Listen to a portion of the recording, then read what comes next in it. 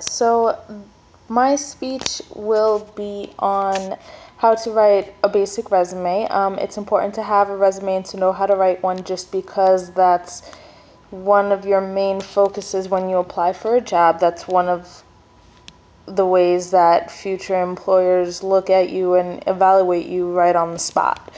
So I would say that the first thing to start with when you're writing a resume is you would dictate your heading, and you'd have to find a place to put it, whether you'd like it in the middle of the top line or if you'd want it all the way to the left margin.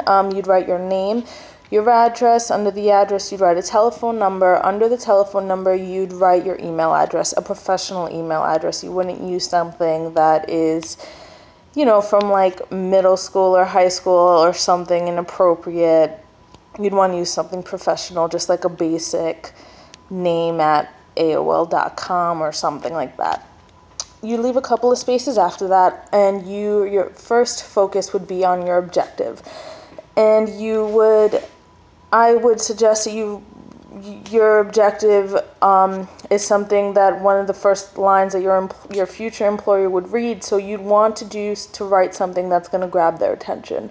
So for example, if you're applying for like an accounting position or something, you would want to write under your objective what your focus is and what your goal is to be. So I would write something along the lines of, I would say like my main focus is to obtain a position in accounting or obtain a position as a junior accountant or something like that. Something that's gonna pinpoint what title you're looking for and basically reflect on the position that you're applying for.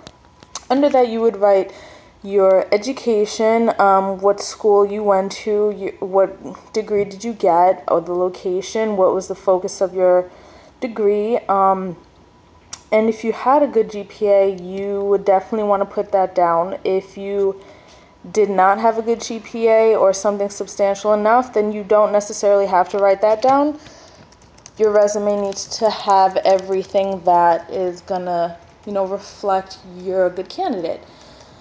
Under your education, you can also put in a column that shows relevant coursework toward your bachelor's or whatever degree that you have, and under that you can list like every single major class that you've taken that's associated with your major. So you wouldn't write like, if you're an English teacher, you would write English 1, English 2, and so forth. You wouldn't include like bioscience or something like that. You know what I mean? So that's something to include there. So I would include relative coursework under your school for bachelor's, but if you are including your high school education as well, you don't have to list any classes that you've taken.